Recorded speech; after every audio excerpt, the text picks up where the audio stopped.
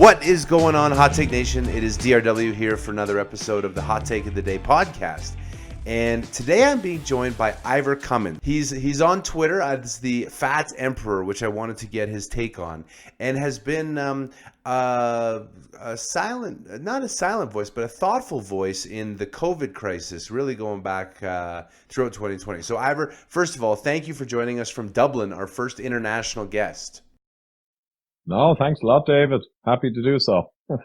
So let's start with, I'm curious, where did the Fat Emperor handle come from? What was the thinking behind that one? Yeah, well, it was kind of a triple layer metaphor. It sounds fancy, but I just thought of it one night because I've been working on metabolic research. I'm a biochemical engineer and kind of a corporate complex problem solving expert. But I had delved into metabolic science after I got poor blood tests myself. And I had 3 doctors in a row, including a professor of medicine who couldn't give me answers on the 2 key questions. You know, what's the implications and what are the root causes that I can start addressing to fix these bad blood markers? So I got frustrated, did the research. Long story short, I found out it was carbohydrate excess that was driving most of it, and I fixed it. But it occurred to me as I went through my research that corporate and kind of food industry and many others have funded science to keep us fearing fat and cholesterol and not to worry too much about carbohydrate. So the Fat Emperor, long story short, was the emperor's new clothes, because a lot of researchers I knew the truth, but they couldn't speak up. So just that fable. And then there's the emperor being the corporate power, is the other slice. And then the other was the poor fat kind of emperor, the poor guy who's diabetic, obese, and he doesn't realize it's all to do with the misinformation. Mostly he's been given, and he's got trapped in a cycle of hunger and further obesity because he's eating the wrong foods rather than not doing enough exercise in many cases. So that was it. If you could go back to your younger self, you met yourself 20 years ago before, you know, and maybe you have the knowledge now around health and eating better and just life. What advice would you give yourself 20 years ago that would have helped maybe accelerate your journey to where you are today? And it could be business advice, it could be food advice, it could be building a brand advice. You know, you've had a very interesting career, certainly post writing the book. And the brand, the elevation of this Fat Emperor brand and everything that you're doing. So I'm curious what advice you would give yourself. Yeah, it's tricky. But one part of me would say that for all the hard-ass corporate work I did and huge hours and pressure and stress, in a way it forged me. So you can look back on that and say, in some ways I needed all that before publicly being out to be attacked, like in the last 7 or 8 years. I mean, just to give an example, 7 or 8 years ago when I first went out with videos, I used to wake up at night thinking I've just claimed that statins are largely ineffective and, you know, the fat cholesterol, and everyone's arguing, you know, vegans are arguing, what if I'm wrong? You know, I had this obsession. What if I'm wrong? I'm publicly out there. It's very hard to get used to. But then I got harder and harder and harder through the experience of being exposed. And now a week ago, there was a full page in Ireland's top Sunday business broadsheet. And it basically was largely attacking me, right? And I enjoyed it. So that's the transformation, the extent of it. But to go back to your question, yeah, I kind of needed to go the way I went. I always had technical truth as a priority. I would twist things, manipulate stuff, everyone does. But technical truth, I would always insist on getting to the bottom of the issue and representing it and resolving it fast. And that's paid off for me. Now, I'm going to have to get to your question though. What advice would I have? I was probably too focused on what other people think. And now I'm completely free. I'd love if I earlier had trusted my own counsel more and less worried about what people think. Take on board what they say. Very important. Analyze it, but just take your self-esteem and your self-judgment away from what they say. Just analyze it. So now I know it's hard to do. I'm trying to think, is there a glib one I could have done different? Certainly on the health. if I had have only known what I know now, I could be in incredible shape. Because if I knew in my 20s that food was vitally important, and magnesium and potassium and selenium and all these things, I would have been motivated as a technical person. I would have been conscious, and I would have actually eaten far fewer takeaways, all that rice, sauces, orange juice. You know, I ended up in 2012, like in the doctors with sky high enzymes, and I was drinking orange juice by the liter or by the quart. You know, imagine I had 20 years if I had known what I know now that's in our book. If I'd known it, I could have probably done a lot for my father. He had heart attack at 66, vascular dementia, terrible last 2 years, died at 72. I was with him on my own in the middle of the night when he died. And, I know now from my knowledge, he had diabetes in his mid 40s. He was on multiple blood pressure meds. He was diabetic. But he had no idea. He was avoiding fat. He was eating margarines, you know, these margarines which are poisonous. And he used to always have toffee sweets, you know, toffees, chewy toffees Uh-huh. in his car, and he had a long commute. But you could say, oh, well, that's silly. Sweets are bad for you. They never told him that. No one ever said sweets really or sugar was bad. It was all the fat. So he used to cut the fat off his bacon. You know, I go back further. I could have explained. He was a technical man. He was a manager and a very technical man. If I had told him what I knew, he would have went, "Whoa!" You know what I mean? Like, oh, if only we knew. I think that's great advice, especially as it comes to health and mortality, and to put it in the context of what you could have impacted the life of your father, and the productivity during the time. And I think that's part of the reason why your message around health and food and the importance. Now, is statin is if I'm correct, it's some medication that reduces cholesterol. Is that am I correct on that? Yeah, it lowers cholesterol, but its action probably isn't much to do with the lowering. And you know, they have a beneficial effect, but they also have side effects. So they're oversold massively, I think, would be Well, fair to say. and the reason I raise it, and I won't because I don't know what the product is, but I do have a friend whose business is to buy life insurance policies. And so one of the stats is something like 88% of people's life insurance policies that you get when you're 30 or 35, you pay into them, but then you, for whatever reason, you're running out of money near the end of your life, you stop paying them and then just turn them over to the life insurance company who's now collected premiums forever and never has to pay you out. And it's something like 88%. So there's a business where you can buy life insurance policies from people who are near the end of their life, and then they get the money to do experimental treatments or travel or whatever. But because it's capitalist, they look at their medical records, and there are medicines that are prescribed by doctors that they have a short-term impact, but they know within 6 years they will develop Alzheimer's and dementia, and they will die prematurely. And so when they see those medicines that are prescribed by doctors, those are the ones they want because they know that they will get paid sooner.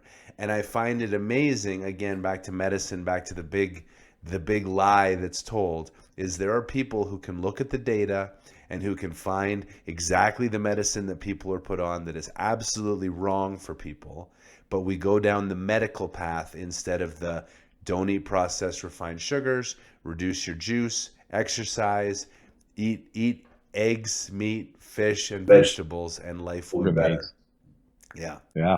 Well, I'd say the slightest change towards the stuff we've been talking about, the right way to do it, not doing everything perfectly, the slightest shift towards that will match or beat the medications they have for chronic disease, whether blood pressure or statins. It's just a reality.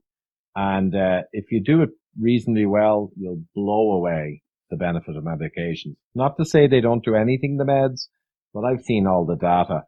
I mean, I used to joke, if you eat one or two less slices of bread a day, you'll beat most of the blockbuster drugs for chronic disease, because you'd have to do so little to improve your metabolic health to just match the effects that they have.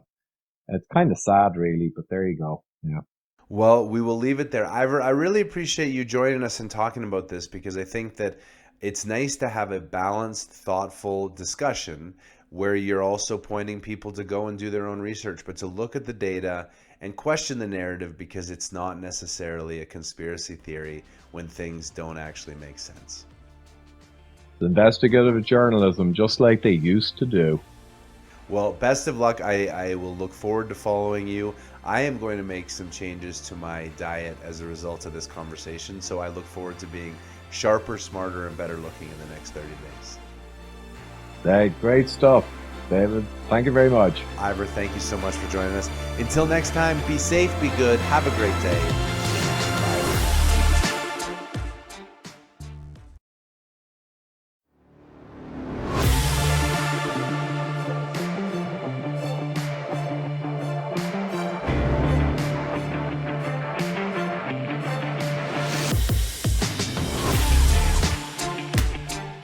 What is going on, Hot Take Nation? It is DRW here for another episode of the Hot Take of the Day podcast. And today we are going back to my roots. We're going back to Calgary. We're going back to the Canadian oil patch where, for me, it all began as a young engineer coming out of school. And so STACEY McDonald, who has a really interesting background, is joining us. So first of all, STACEY, thank you so much for coming on and talking with us today. No problem. Thanks for having me. Why don't we start with a little bit about your background? I know you have a very diverse, from sort of the investing side to the operations side to being on boards. Walk us through your background. Yeah, so my background, by way of born and raised Calgary, which is a little bit rare. A lot of people are transplants to Calgary, like my parents were. My dad and my mom, well, my dad was actually an immigrant from England, did chemical engineering in Montreal, and then fled Quebec in the late 70s and magically got a job with Amoco in Drayton Valley, of all places, which I think is like a dirt roads scenario back then. Now, kind of known for a cardium area. Anyway, ended up in Calgary, had me. My mom's the CFO and my dad's a chemical engineer. So I grew up in the energy business, but I knew I didn't want to do either of those two things. I wasn't cut out for it to go to engineering school or accounting. So ended up going into finance, and I had some, kind of mentors in the industry that knew my dad, because my dad was a client. And I knew I wanted to get into the finance side of the energy business. So graduated from University of Alberta in 2005. And basically, it was kind of like dream time in Calgary. Multi-year bull market rally, jobs everywhere, oil sands, steel mania. And I kind of came out of school and landed into that. Paid my dues. I became a publishing analyst, I think, when I was 26 years old, which was obviously fairly young, but I think somewhat reflective of the fact that, it was just kind of, there was so much business going on at the time. Yeah. So I was really lucky to land at a firm that didn't care that I was a 25-year-old or 26-year-old female. They gave me a chance. If you were to go back to young STACEY, 23-year-old STACEY, and give her some advice, knowing what you know now as she was embarking on her career, what is the biggest lesson that you would tell yourself today that would positively impact your career, had you known it then? I still think, and I probably did this, so I'm giving myself the same advice, but I don't think you can really underestimate the impact of hard work and just like being nice to people. I know that sounds absolutely insane, but when you're an analyst, like your calls are public and a lot of them are wrong. Like you just want to be right like 51% of the time, basically. And if people think you're lazy or you don't work hard or you don't care about the quality of your work, they're not going to cut you any slack when you mess up. So no matter what kind of the business you're in, like if you work hard and, you make a mistake or you piss someone off, people are going to cut you a lot of slack if they know that you're generally a pretty hard worker and you care hard. So I don't have any like super profound advice. Just, be nice to people you work with, work really hard. You got to be really forward, with your career. Like, this is one thing, especially with women, is they need to be more outspoken and advocate for themselves, especially if they want promotions. And I always tell, like I do a lot of work with women's group in capital markets and in energy. And I always tell women, like, if you're middle management and you want a shot, maybe there isn't a chance for a promotion, but go talk to your boss. You tell him, like, I'm going to do whatever it takes to get promoted. And I want you to know that I'm here and I want this. And maybe there's not a position now, but maybe 6 months from now when someone leaves, you've already planted that seed that you want that job and they'll think of you. So, be aggressive, be assertive, be your own advocate. And that goes for men too, but really for women, for trying to advance their careers, you just have to be your own advocate. So did you ever read the book by Sheryl Sandberg, Lean In? I didn't. So it was very controversial when she released it. She was obviously CEO of Facebook at the time. And the concept was that women in the workforce hadn't leaned in on opportunities. And the politically incorrect thing that I remember from the book was she sort of said, you get to a stage where you're going to have a family, and women would be leaning out for the promotions and not talking to the boss, and so they might have wasted 2 or 3 years of their career waiting for the family, and then by the time they come back in, their male counterparts who have been, I'm going to take care of the family and get promoted, have leaned in really hard during those times. And that sounds similar to the advice that you're giving, which is like, advocate for yourself and aggressively pursue opportunities. Do you agree with the paraphrasing of what Sheryl said, or is there some nuance there? I think in her situation, part of it is like everyone has their own family dynamic. So it's easy. And it was easy for me too, because I had a husband who was really supportive and who's basically the dad, like the stay-at-home dad, the primary caregiver. So I had a different equation than some other women. So I don't want to apply my situation to everyone's, but I remember when I wanted to get promoted, people from my old firm are going to watch this to figure out what I did, but I got on a plane and I went to Toronto to meet my head of research, and I was 25, and I said, listen, I know you're going to pick an analyst, whoever's going to be next, and I will do whatever it takes to make sure it's me and not those other 4 people that I work with. And I absolutely love that. And he was like, hey, that's crazy, but maybe one day. And like within 6 months, someone quit and there was an opening, and I had already worked really hard at it. But I put off having kids too, right? So the world's not fair. You have to make these adjustments, and you got to do what's best for your family. And I was able to push really hard early in my career at a young age, because I knew if I kind of reached the level I wanted to get to later in my career, having kids wouldn't hurt me. It's sad that I have to say that, but that's what I did. But again, I love that, because you accepted that there was a trade-off and a meritocracy. And instead of you saying, boy, life is unfair, I want to have kids now, and I understand the burden will be on me now, and I want to get promoted, you made a choice. We can debate whether you should have had to and all these other things, but I love that. How did you downplay the feedback I hear from some women is they come across as bossy, right? And my sister-in-law, I believe it was my sister-in-law, but I'm going to give her credit for this, said that no, she has I have two nieces, and she said, no boy has ever been told as he's growing up, you're too bossy. Stop being bossy of your friends. They're like being assertive and aggressive is like sort of welcomed. Whereas for younger girls, that was a character trait that was identified. How were you able to balance the nuance between an assertive man and a bossy woman are sometimes perceived differently in the workforce? Yeah, it's a stereotype, and I'd rather be bossy than meek. And for me, especially being an analyst, like you're making calls on stocks. If they think that you're weak or you're not confident, no one's going to listen to you. So part of my job description was having that level of confidence. And if people said I was, bossy or bitchy or whatever, then that's better than being like weak and feeble. So yeah, it's not fair, but that's just the only way that would have worked, right? And how did you deal with? Because that seems like a very self-aware, and again, I was speaking from a male perspective, but the things I've heard, and you characterize it as a stereotype. You must have really high self-awareness to have identified, I'm going to get on a plane, I'm going to go to Toronto, I want to do this, I have my career, I'm going to make the trade-offs that I need. Was that a self-awareness thing? Is it a confidence thing from being a kid? Is it a mentor thing from where you started in industry? What do you think was the key thing that unlocked that ability in you that maybe someone listening says, how could I go about doing that? I think it's a confidence thing, and I also think it's having people around you that you know will back you up. And for me, I was really fortunate in my career, and I've said this to women, you know, there's mentors and sponsors.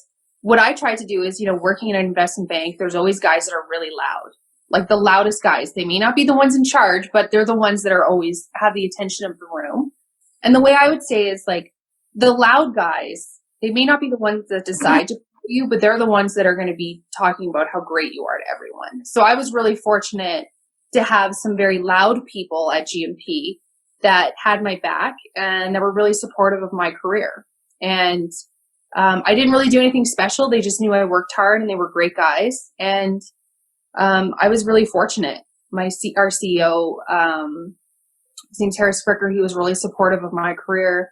You know, our head of sales was really supportive. And, you know, when you're 25 years old, you know, getting an institutional sales guy to put you on the phone with one of their big clients, like they got to take a chance on you, right? You're unknown. So that ties back to the whole thing about working hard that I talked about, right? And you know, having good relationships, which you also talked about. You know, being a woman is really hard. And my view on it is, you know, 80% of the guys that work either in the energy business or in finance are good guys, but they kind of don't want to get involved in any of the messy stuff, whether it's either supporting women or when they see women being mistreated. They're good guys, but they're quiet and they just kind of want to mind their own business. 10% of them are amazing guys or like champions for women, will do whatever they can. You know, they're the guys that are on the women's committee and mentoring women. And then there's 10% that are like huge assholes that, you know, are not supportive of advancing women. And you just need to keep a handle on who's who. And, you know, what I want to see happen in the energy industry is those 80% of guys that are quiet, I want to see them be more active and see the benefit in, you know, supporting women inside of energy companies or in finance. Because when I look at the energy business, when I look at the finance business, you know, it's the assets, but it's also the people. And if you're running a company and you are not able to access 50% of the talent pool, which are women, you are doing a huge disservice to your business. So you need to think about how you can make your company better. You need to actually try to get headcount up in women because they're out there. I know people say it's in meritocracy, but like you just need to look a little bit harder. I love it. That is phenomenal advice, and I think it's a great place to leave it. And how can people follow you, like in terms of get in touch with you, like with emails or something? If someone wants mentorship, is there a website or just sort of what's the best way to get hold of you? You know, I'm sure you can find me on LinkedIn. It's STACEY McDonald. I'm on the board of Birchcliff, and you know, I get a lot of DMs on there. But as long as you're not, as long as you're polite and not trying to sell me something, I'll generally respond. So, I love it. Well, thank you so much for joining us this week. Until next time, be safe, be good, have a great day.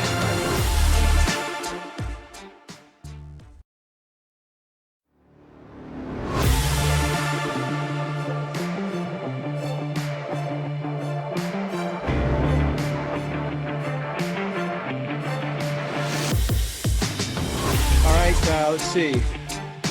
Audio's good, video's good. Audio, video are good, and we are both here wearing our hats. What is going on, Hot Take Nation? It is DRW here for another episode of the Hot Take of the Day podcast.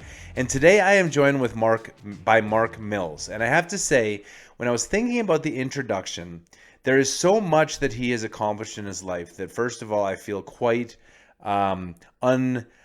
almost incapable to be able to measure up to everything he's done. But we do have something in common, which is that we both went to Queen's University. Now, I was doing it executive MBA style, but my father-in-law went there. My mother-in-law went there. And so I feel very connected with Queen's. We're going to talk about that. But Mark, first, welcome to the show. Thanks so much for coming on. I can't wait to talk to you today. Thanks for having me on. And, you know, you're now the third person in these great United States of America that I have met south of the border that went to my alma mater. This is my Queen's ring right here. Love it. And you know, I mean, the Queen's alum just don't like to leave Canada, I guess. Now, are we gonna take credit for Elon? Because I know he was. I know, like, the little known fact about Elon was his journey through Queen's University. Right. Well, he's South African, then Canadian, then American. So he gets one extra brownie point from Her Majesty's roots. but he's like Bill Gates. He never finished university, and I quit graduate school, and what I decided in the years since is that I made a mistake. I should have quit undergraduate like Elon and Bill Gates.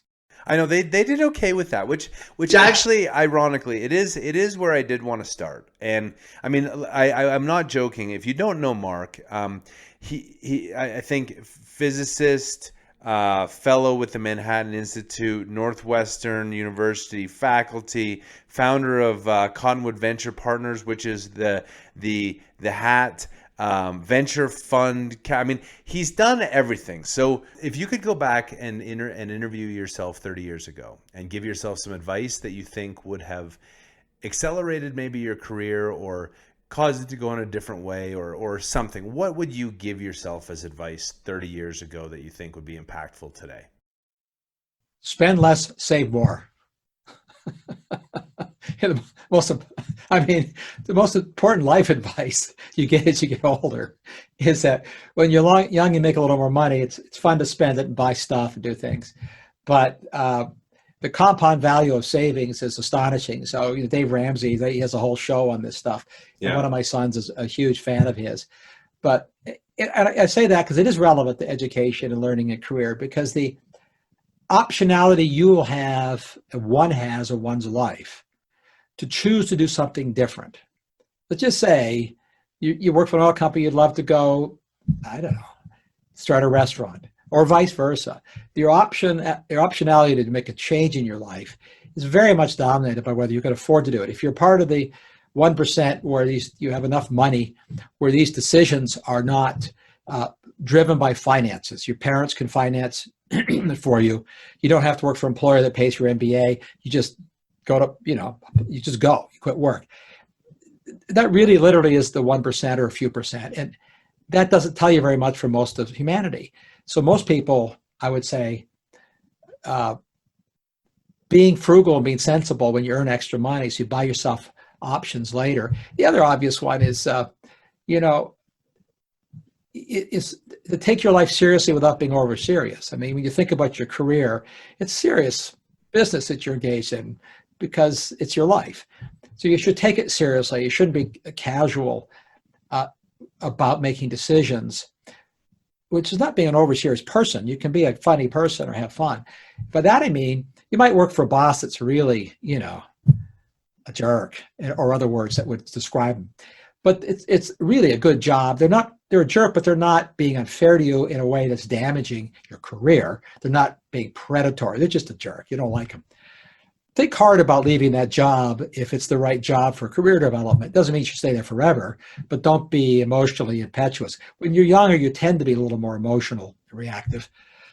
Tend to be. A lot of older people do the inverse. They become crotchety, impetuous, and just really embarrassing. And to be around, you don't want to hang out with them. So that's a long answer. No, I love that. And so I'll test this because I've always told people I treated my career like I was a professional athlete. And so a lot of my friends growing up, and someone we'll have on the podcast in the next couple of weeks, was a professional NHL hockey player for 20 years. And our society supports athletes. They train during the summer. They do everything. When we would have them over during the season for dinner, like he had no booze, only this, had to do this, stretching, had to be home by 8:30. And I, as a squash player, which isn't, a real professional sport you can make any money at, but it was really fun to travel. I treated my oil and gas career like I was a professional athlete, and I was going to be the best oil and gas professional that there could be. And I was going to take every opportunity to grow my career. I was going to work all the hours. I was going to stay in. I was going to take the courses. I was going to do everything. I was going to talk to everyone. And that is what I credit as being the reason that I was able to be successful, was because I didn't just kind of bumble around being like, well, maybe my career will work out and maybe it won't. I treated it like I was a professional athlete. And now I get to do podcasts because I did that for 20 years. Yeah, that's why sports, as you know, it's why you want to get kids involved in sports. It's not because they're going to become professional athletes. Most don't, but it's a great discipline. And of course, back to where we started when I was saying that school involves people and kids being together. It includes sports. The reason the Greeks had students do sports and the Romans did, and throughout all history, it's not because because sports in and of themselves they're fun, but they have a role in developing your reflexes and how you approach things, how you plan, how you collaborate, how you train. And it's the form of forebrain, where doing something that's not fun now gives you a reward later. I mean, you say you can't make a lot of money in squash, so you will know this as a fellow having spent some time in the great cold retarded giant of the north. Everywhere but in the United States, badminton is actually a Olympic aggressive racket sport, not hit and giggle in the backyard. So after I got out of school and I was trying to do some sports that I could continue in life, and I was a gymnast, so you know, you can't really do gymnastics in any business, and not in your backyard. And besides which, it's impossible to do it once you get a little bit older. Yes, so I started playing competitive badminton, which was to the great amusement of almost everybody who learned that when I came to the United States, because it started hit and giggle. I said, guys, the fastest object that's ever moving in a racket sport is a badminton bird when it comes off of the racket in a smash. It's incredibly fast, demanding, it's strategic like tennis and squash. Oh, it's a glorious sport. But it looks goofy. And so I don't play it anymore. Oh, well, it's too bad. I grew up in Calgary, and as a squash player, our courts were right beside the badminton courts. Exactly. And we would always be training, and we'd always be pushing, and I was always amazed. I mean, the badminton players and the squash players were the best athletes at the club, and the figure skaters and the curlers can take that. So, Mark, I mean, you're a fascinating person, and the reason I do the hot take of the day is to create people's inquisitiveness so that they will go and investigate a lot of the topics. And in the 75 minutes we spoke, there's probably 30 things that I think people can research. There's books. Where can people find you or follow you, or where do you show up most in life that people would interact with you? On the magic interwebs? Well, if you type my name with a P, Mark P. Mills, in the magic Google machine, or I pop up a lot of places, unfortunately. The website, which has most of my canon of writing, some links to some video stuff, is tech-pundit.com. So if you tech-pundit, pundit.com, that has all the pretty much most of what I've written in columns, reports, books. My last book was called Digital Cathedrals, published January this year. A short book by 80 pages. You can read it on a flight when you get to fly again. And it's about the new infrastructure of the internet. It's not about, I write about energy in that as well. What I write about is in the physics of information, energy turns out the reduction in the consumption of energy per logic operation is the whole goal in the entire internet ecosystem. The irony is you reduce the amount of energy you need per unit of information. The aggregate quantity of energy consumed by information balloons. So now, the world's global ecosystem in data and bits uses roughly as much energy as the global aviation did in January 2020.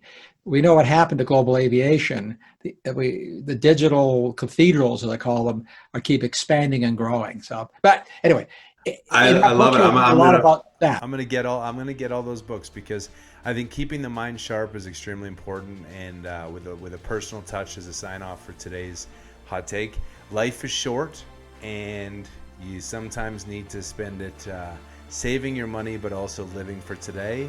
And the best way to live is to have conversations with brilliant people who write things and challenge you. So, Mark, I thank you very much.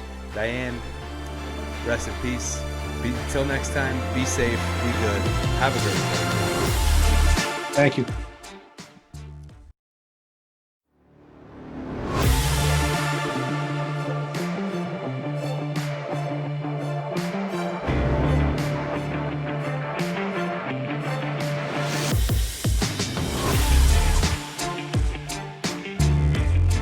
What is going on, Hot Take Nation? It is DRW here with a little bit of a hoarse voice for this week's episode of the Hot Take of the Day podcast. We are joined by SUZANNE OGLE. How are you? I'm great. Thanks for having me on. I'm excited to be here with you. I'm really excited to have you too, because we always focus on oil, because there was a time not too long ago that gas was the unloved, unspoken commodity that was a waste product for many companies in the Permian, and was just death. And then in an instant, in the blink of an eye, it has become natural gas's heyday. So let's talk natural gas today. Why don't you tell us a little bit about what you're doing, your organization, and what we're going to talk about today? I'll start with the association. So SGA has been around since 1908. It was formed by all the operators back in the day when industrial was coming after the war and they were building all the pipelines. They all got together to kind of solve problems so that the states wouldn't be mandating at the state level, to try to come collectively together and solve those problems and help install the pipelines and the infrastructure that was necessary to keep natural gas growing. We started in Georgia, which is why we're called the Southern Gas Association, was primarily southern states to start with. But we are now from California to Delaware, our members are. And so Southern is not really a relevant name anymore, but we haven't changed it. So some people call it the Strategic Gas Association, but it has a long history. So I love your energy. I think that, and just the passion and the knowledge. If you were to go back and talk to yourself 20 years ago in your journey on the river, is there anything that you would give yourself? So for young people today, but in particular, talking to yourself, what advice would you give that would have a really positive impact on where you are today? Maybe helped you learn a lesson you now know sooner, something like that. You know, I really wasn't myself until I was in my late 30s. I don't think so. I don't know exactly what happened. At some point, I just became so sure of myself. And so I was much more malleable when I was younger, wanting to please people more. And at some point, I just became so certain of myself and confident in who I was. And that is the thing I think young people struggle with. I look at my son, who's 17, and he struggles with that, wanting that approval or that acceptance, and, you know, just not really knowing yourself. And I don't know how you get there earlier. I think people get there at different times. But, you know, if I was to look back at myself, I would just say, hey, it's okay. You don't have to be perfect. You can make this, you can do that, you can do this, you can try that, you can try this. You don't have to know. Our best friends growing up, they're very regimented. My father was very regimented when I was young until he got divorced. And then all of a sudden he became a much more open-minded person. And, you know, they were going through school at a certain time. And I remember saying that Sherry had gone through Purdue and she was graduating in 4 years. And so I get on the phone, I'm talking to Sherry, and I'm like, putting pedal to the metal. I'm working full time and taking all my units to get out of school, trying to make sure that I measure up to that. And then I called her and she's like, oh no, I'm going to get out in 5 years. I'm like, nobody told me. I'm like working full time here.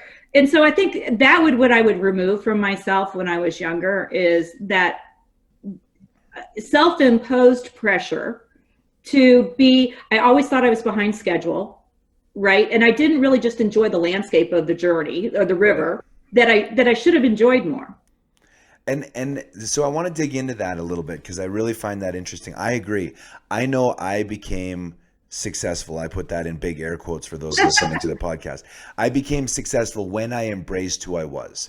And people always ask, like, when I started writing the hot take of the day, I was still working and I was being me, and I was writing, you know, Dear Callan, what the F are you doing taking over Carrizo? Are you guys idiots? And people were saying, well, like, how can you say that?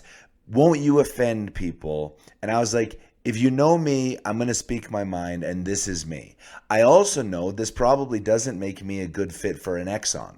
Or, right. You know, I need to be doing smaller entrepreneurial things where people know that this is what they're going to get.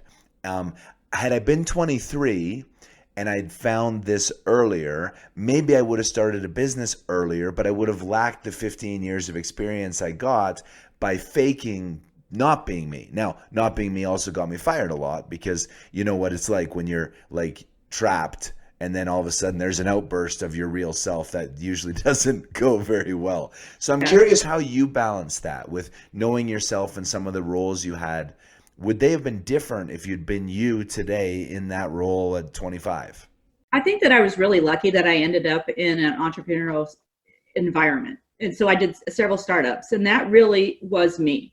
And I grew into myself through that experience, I would say. I absolutely love it. When I came to Southern Gas Association, I think what I loved about it, I used to joke at first, it's like a well-funded startup because it's been around for 112 years, but it needed to overhaul. It had gotten stale.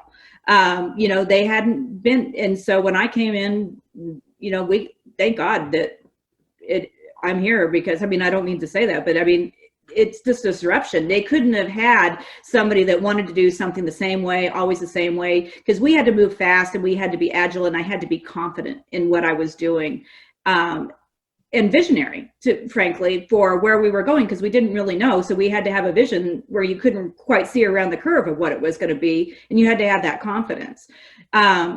So when I look at that whole thing, I think that I probably grew into myself through being in startup companies, but it really is where my heart and soul is. I love the energy from it. I love being able to touch everything.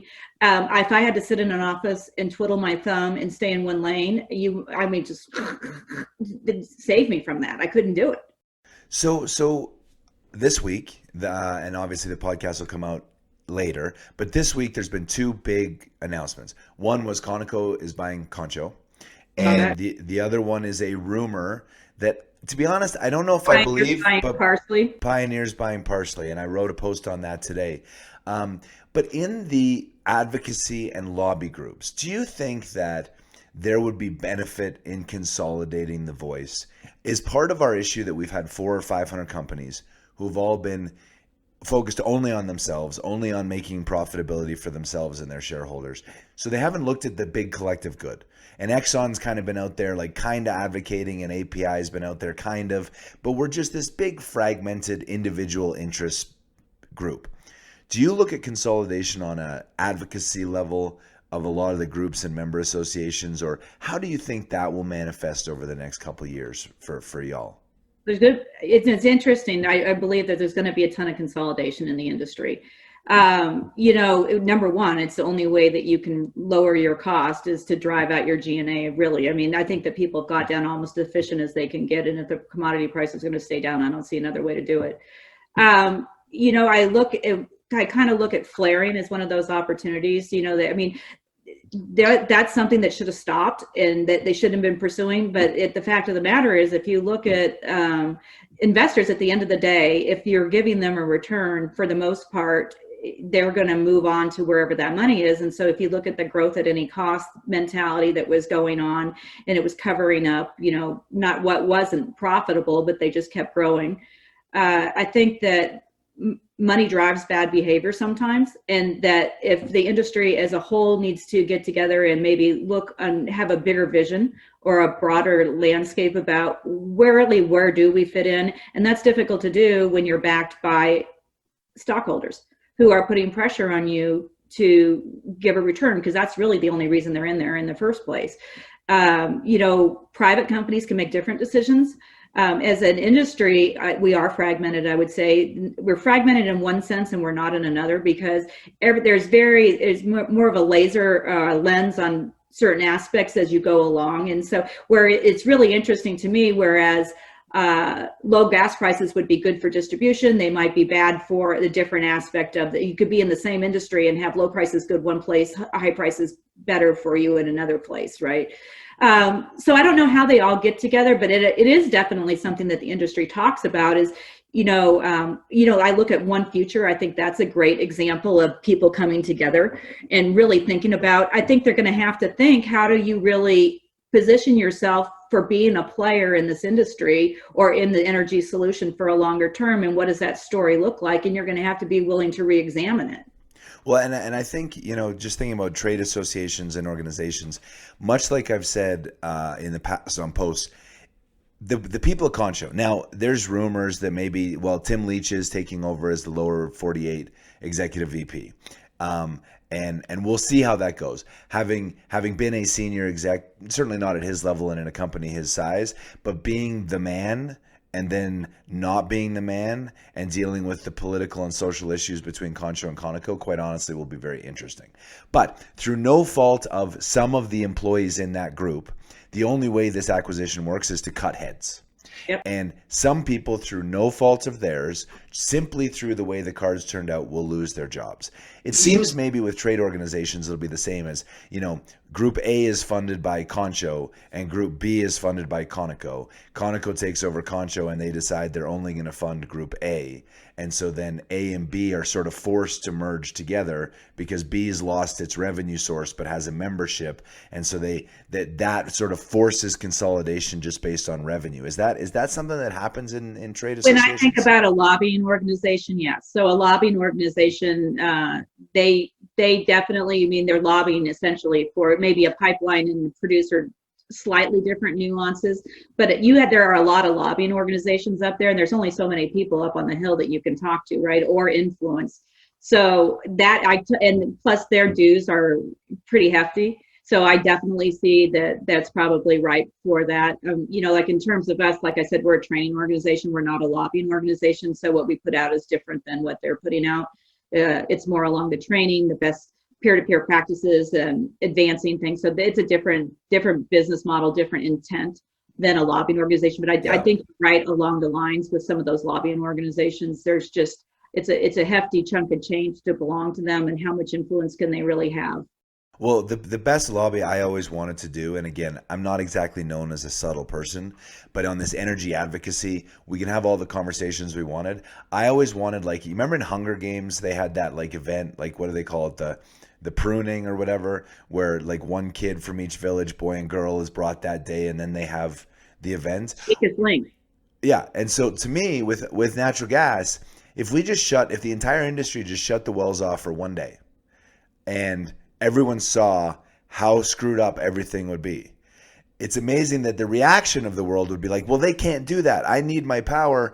We need to regulate more so that they can't do that. But at the same time, as long as we continue to stay silent, they're like, you're bad. We don't need you. We can replace you. You suck. And so I always thought the best lobbying effort would be a national day of turn the gas off. But it would be pretty negative. That counts storage, right? But I think with the point that you're making is a really valid point, is that a lot of these legislations are 10, 15 years out. So you can lobby for something and you could legislate for something, but until you actually have to deal with the implications of what you're legislating for, it's noise.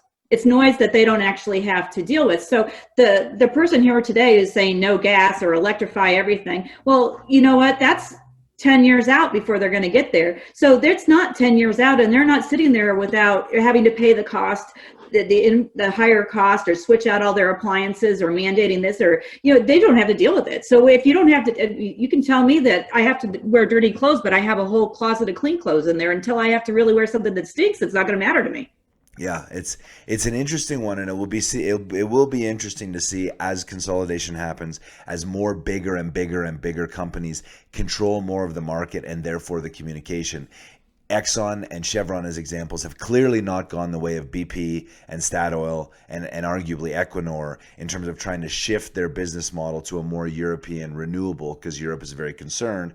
It'll be interesting to see if our American companies take leadership in we need to push back on this is important, and how they do a better job. I hope they do.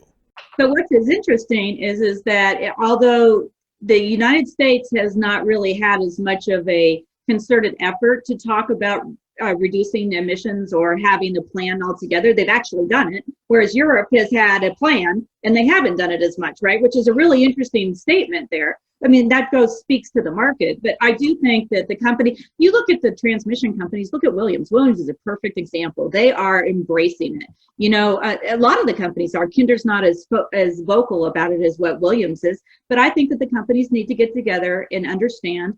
All of the companies need to embrace that everybody in this world wants to have a clean energy future. So how do we get there in a realistic way? And to dig your heels in and say we don't need to change, or to just be quiet about it, isn't going to get you anywhere. There's going to be a new mode, and it has to be more authentic than they've been before. I love that. So this is going to be my last question, and it is the first time we've done this segment on this show. You can go anywhere you want. I want to hear your hot take on something. Give me something spicy. Give me something that is just really in your craw and you just got to vent on it for a second? Well, I'm, oh my goodness, I don't want to vent. Well, you don't need, I mean, I don't want to vent either, but then I start typing and whatever comes across. Yeah, is what right. comes So I guess across. really where I'm kind of focused right now is when I get really stirred up, I think that the thing that frustrates me is the lack of understanding of our industry. And so just the labeling of it and the labeling of the people in it, that they aren't innovative, that they're your grandpa's oil and gas, or that they're not concerned about the environment. So I think that really sticks in my craw. And so I try to write things. I try to talk to people. I think that that's really, it's a misunderstood industry of people, because there are young, innovative people out here that are really working hard, and they're not, they're not just dogging and saying, hey, you guys are completely wrong. We want something. And so that is really probably the thing that sticks in my craw the most. I like it. So everyone out there listening, get educated. And then in the echo chamber, don't just go on LinkedIn and share your views to people who are probably already there. You got to go out and share. And quite frankly, the benefit of talking to people with different views is you might challenge yourself to learn something, and you might find out that maybe you should change your position or double down because you're more correct than you thought. And so with that, I would say, Suzanne, thank you so much for joining us today on the Hot Take of the Day podcast. The hour went by so fast. I really enjoyed talking to you. I appreciate it. Well, I appreciate it as well. For everyone else, share these podcasts with your friends so that they're able to hear the message of what we're doing in energy, and that we're not all trolls living under the bridge trying to ruin the universe. We're trying to create a better life for everyone on Earth, and the requirement of energy is essential. Without energy, there would be no podcast, there would be no internet, there would be no cars, there would be no jobs, and a Coke bottle. And no Coke bottles. So until next time, be safe, be good, have a great day, and bye for now.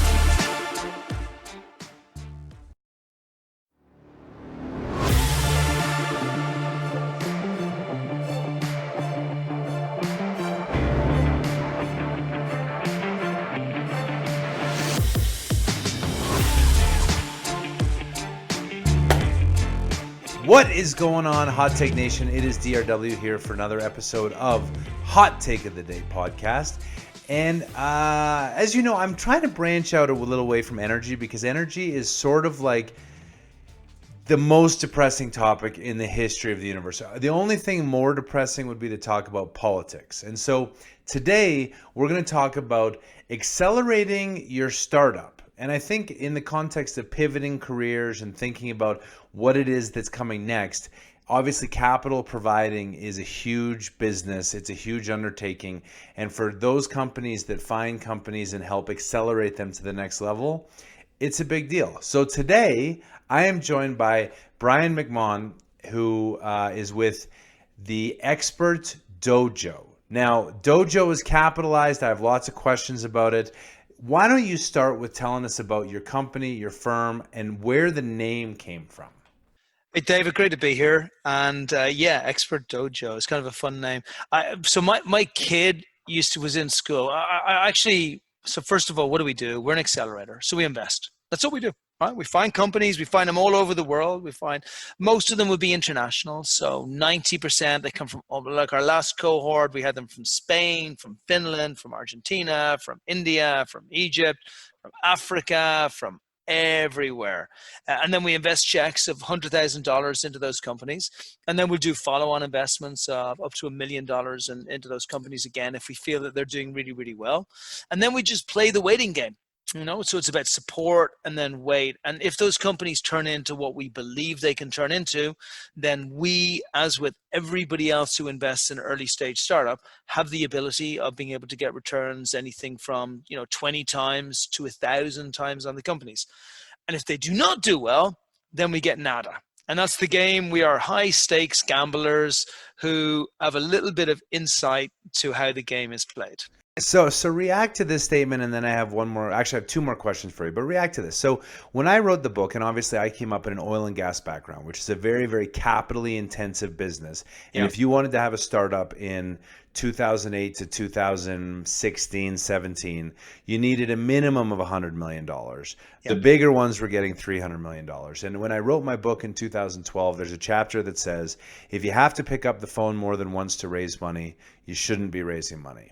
And it was sort of a message to the would-be entrepreneurs in oil and gas that had an idea about a basin, and they were an engineer, and they had a geologist that was a friend, and they had a CFO, and they liked drinking together, and they wanted to be rich.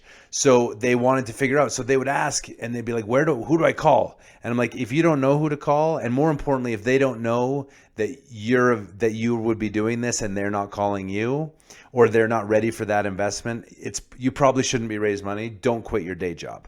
But California is so different because it's a totally different culture. You need 100,000. You don't need 100 million. It's different. How would you react to the statement that I just said? So I was on a panel about a year or so ago, and a startup said to a head of an angel group on the panel, I'm looking to raise money. How can I get access to your group? And the angel said, so you don't get just access to our group because we'll choose you.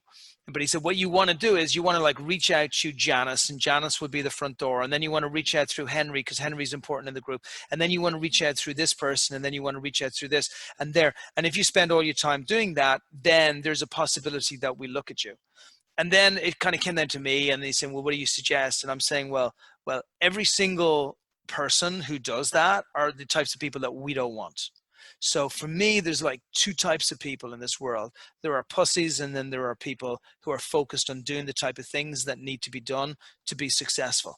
And if you're spending your whole time begging people for money, then you're not going to be able to spend your whole time executing. So you need to be an exceptional fundraiser, but an exceptional fundraiser is someone who is hardly even noticed to be fundraising. They are so good at fundraising that they are making sure that everybody knows about all of the things that they're doing. But they are spending, it's not that they spend 80% of their time on fundraising or 80% of their time on building their business. They do both. They do 80% on fundraising and 80% on building their business because they work all those extra hours. But the 80% on fundraising is so subtly beautiful that people are asking to invest in their company. And I'll go back to the company Unlu that I mentioned over in India. When that company were raising, we specifically decided to do a round of only $300,000.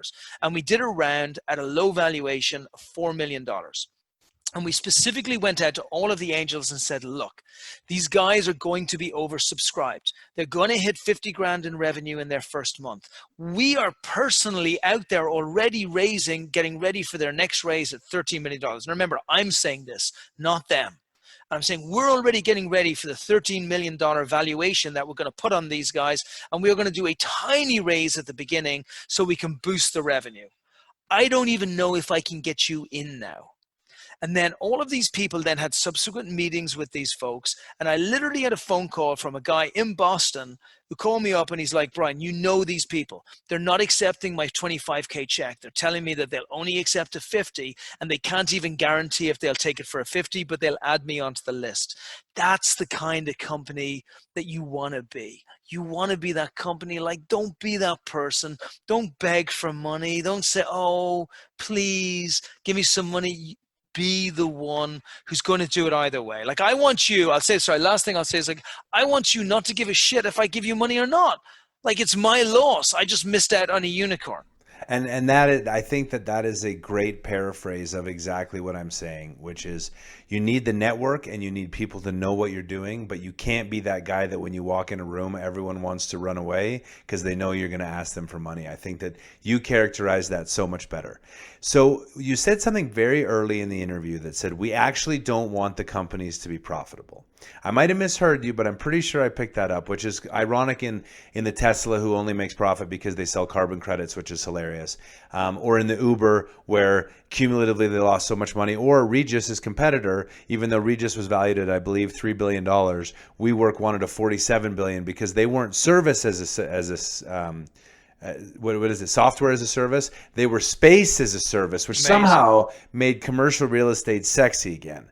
So I am curious about the profitability comment, because clearly companies should have to make a profit at some point, don't they? Yeah, they should. And by the way, and it's causing us a problem as a nation, because what's happening is we're just birthing a lot of companies that are not expected to meet the fundamental basic results of business. I personally love, look, if we can get a company that can make profitability, I personally love it. I feel like somehow I'm not wasting my life just creating these companies of uselessness. But the United States right now, the institutional investment system does not want companies to make profits. If they see companies making profits, they believe that they are then wasting money, which should be used to drive more revenue. They believe that they're not being aggressive enough on the marketing, because the idea is for the company to be doing revenue of $10 million per month. I'm sorry. So, but the problem is this, like I was actually okay with the philosophy at the beginning. The philosophy was, let's take companies, this was like 20 years ago. Let's take companies and let's focus everything on growth. And growth means that they'll dominate their market. Dominating their market means they'll force the competition out of the market, and that will mean that they'll own the entire market, and that will mean that they can become profitable and they can become great companies, aka Microsoft or Facebook, right? But what started to happen is that people have kind of lost sight of that profitability element. Like, they've remembered all of the pieces that were amended in the middle, but they've forgotten the bit at the end. So if we look at like Casper, the mattress company that's gone IPO, like, come on, they make mattresses, for God's sake. They make friggin' mattresses. Like, how is this a venture backable company? And by the way, they spent like $400 million on marketing, or But Brian, it's sleep as a service. It's a whole new thing. Don't even worry about it. It's a SaaS business. It's probably going to be a SPAC. It will be a SPAC. Okay, so if you could go back to yourself 20 years ago and give yourself advice, so you're your same personality, you know you well, knowing everything you've learned over the last 20 years, what would you tell yourself or another younger person who has a similar personality as you that would help accelerate your life and career that you didn't know then? I would have started a company at the age of 17. I would have started 3 companies at the age of 17. I wouldn't have left Ireland. Ireland's a bad example because it's such an un-entrepreneurial nation, because the government is so particularly shitty. So it's tough. Like, it is good to get access to the world. And actually, I would not change the traveling and the global access I had, because it was a gift. It was just a gift from heaven. I can't even explain how important it is to get perspective, to know what consumers really want and know what the world really is.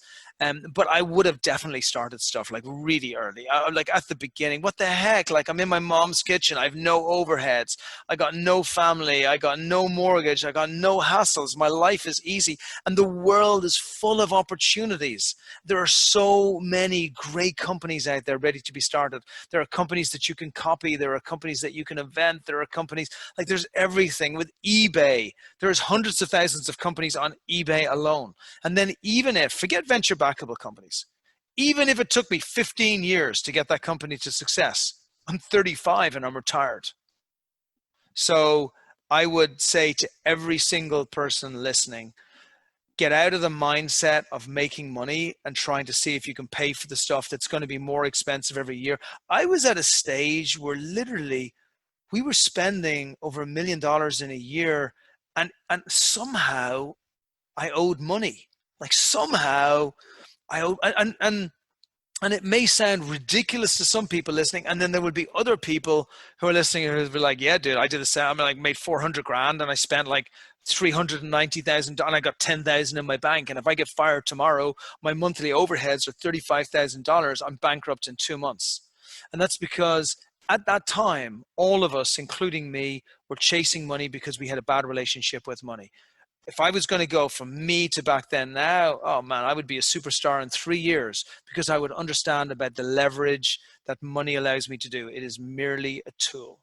So how do people get in touch with you? No, and again, I think the caveat here, and if you weren't listening, I'm going to repeat, which is you can't just call them with an idea and say, invest in me, because that is not a thing. And you have to be the right person. But that being said, if someone wants to either, I don't know if you take outside investors or where the money comes from in terms of how you fund Expert Dojo, but how do people follow you, get in touch with you, follow you on social media, talk to your scouts, learn more about you?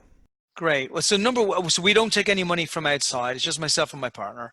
But we love follow-on investors. So anybody who likes the deals that we're doing and saying, hey, we want to get access to your deals and get an insider access into Silicon Valley, then awesome. We love that, and we take nothing from it. We don't want any money from it or any carry or anything else. We just want to be able to bring in great investors into the startup. So they can always reach out to me at brian at expertdojo.com.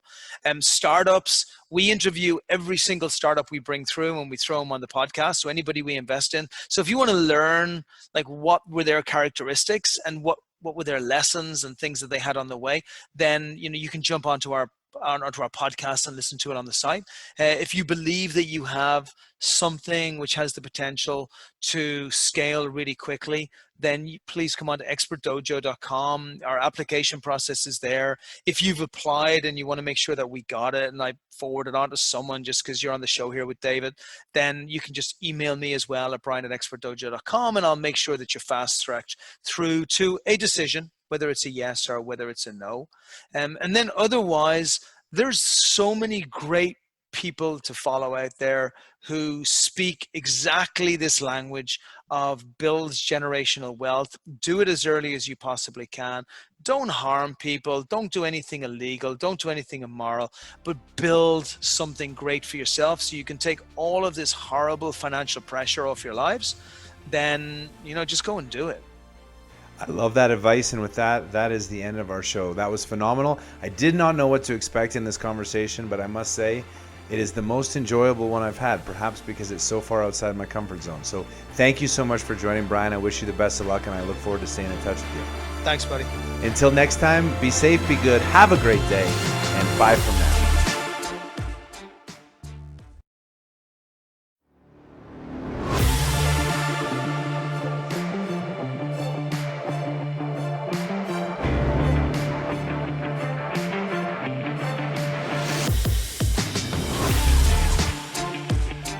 What is going on, Hot Take Nation? It is DRW here for another episode of the Hot Take of the Day podcast. And today, as we've been working on our theme of people who disagree with me, of which there are many, Dan Pickering is joining the show, and he is going to be making the bull case for why energy is about to relive its greatest time in history. Dan, welcome to the show. How are you, man? Hi, David. Good to be here. I've obviously followed you for a long time. You're very well known in energy circles. And talk about your career for those who are listening, because you've lived through so many parts of the cycle, and this appears to be a permanent change. It's not just low prices solve low prices, they'll go higher and we'll get back into this window. We've sort of played out the shale, we've played the acquire and flip, we've played the euphoria, we've played the balance sheet access to capital, and now we're in a different mode, both good and bad.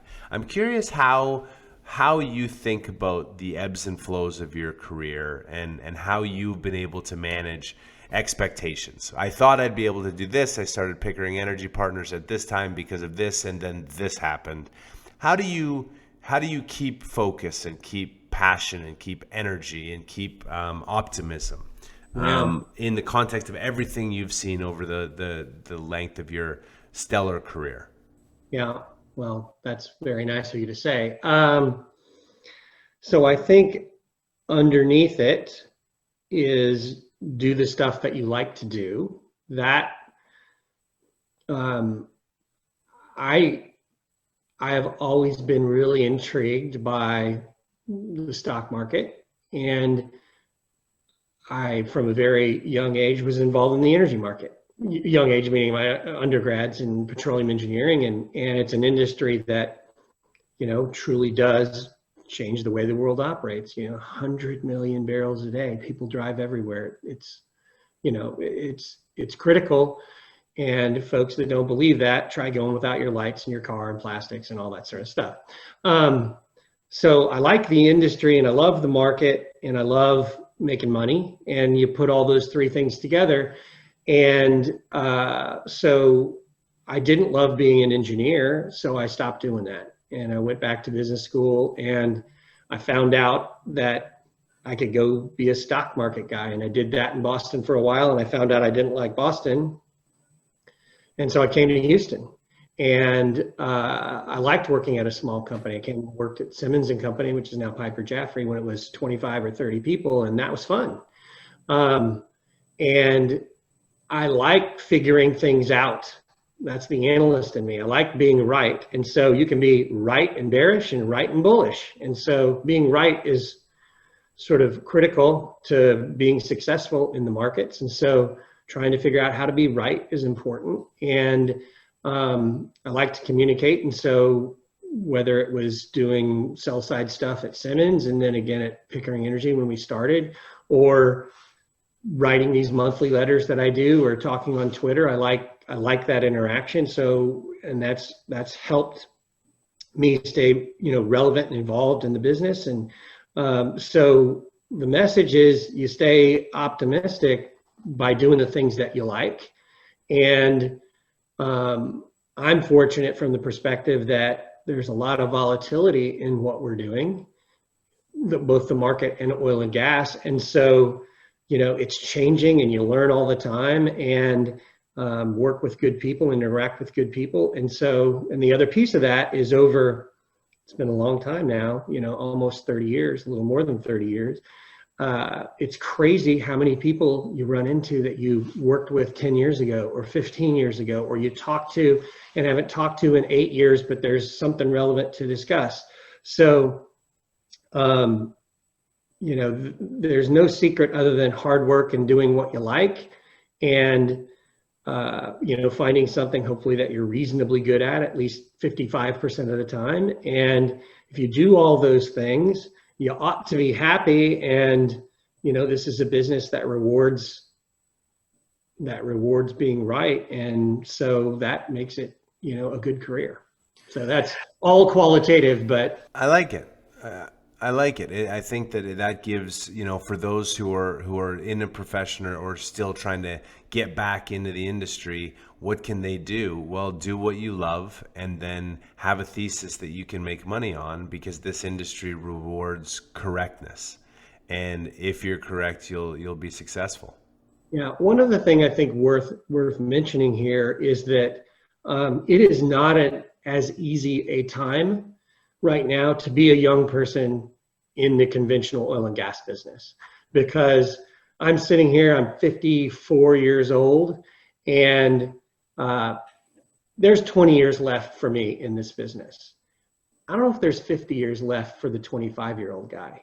And so that's, now's the time period to really be thinking about what do you like and what sort of skill sets are going to be applicable over a long period of time, and getting those in your career. And you can learn so much in the oil and gas business. The other piece is you'd better be working for a company you think is going to make the right moves. Working for a mediocre company in the next 20 years in the oil and gas business is not going to be any fun. You better find a good one and learn as much as you can from it, because the world is going to change in the course of a 25 or 30-year-old person's career. Well, and that's certainly the advice I give, is that you had to realize that in 2000, you could argue going back to 17, 18, but certainly by the end of 18, we had moved out of an acquire and exploit, or a drill and flip, or call it what you will, and now we're definitively in a drill your returns. So those who look back to the heyday of private equity and say, man, I wish I could leave this stodgy medium company and go make a whole bunch of money like those guys that did that model, I warn people, especially young people, it's not the same, and that you're best to do the best job you can at a large company that will survive, because the likelihood of a mediocre company surviving the next 20 years and then there being enough employment opportunities for you to get back in, given that now every drilling engineer job that is posted, you probably have 1,000 applications, because we've already lost so much jobs and will continue to lose those. So I say, if you're in a good position, work your ass off, do the best you can for your boss, and survive to kick the can down the road long enough. So last question, and it revolves around Twitter. I saw that you did a video challenge where there were some interesting entries and some very entertaining entries. Talk to me about that, but then also broadly the value you get out of Twitter, and what you think of that community. And again, it's a very interesting community for those who are not on Twitter. Talk to us about the Twitter community. Yeah. So first of all, what is it? And, Twitter, for me anyway, it's perfect because it's brief, right? It's little blurbs that people are putting out there. It's a community of people talking about things they're interested in. And so this conglomeration of folks is gathered around energy. And so, hashtag EFT is what everybody uses. That's the energy FinTwit community. And it's like any other community, you get out of it what you put into it. I think you can learn a lot by just watching. You learn more by interacting and ask people questions and why and whatnot. And so what I've found is for me, I get a lot of information from public sources. And there's a lot of folks on here that are very practical in the weeds. And that's really good data for a guy like me that operates up here on public company information. And so it's not non-public information, it's just information at the field level, which is really helpful. And it's smart guys with good insights. And I worry it was skeptical about shale early and correctly, because guys at the field level were seeing what was happening and saying, this is not translating to what I'm seeing at the public company disclosure level. But I worry that having seen all this negative stuff, it's going to be too negative as things get better. There'll be a cyclical recovery, and some of that same bad stuff will be happening at the field level. It's just not going to matter as much for stocks. And I fear that the community will be too negative for too long. But I find it to be good sources of information, and I learn a lot from it. And so that's why I'm involved. And it can be fun. And so you asked about this video challenge that we did. You get random things in your feed, and one of the ones that kind of went viral was this guy who was riding on a skateboard, drinking ocean spray, listening to Fleetwood Mac. And the reason it went viral was probably the reason I liked it, because it just struck me as something pretty cool. This dude just cruising along and having fun.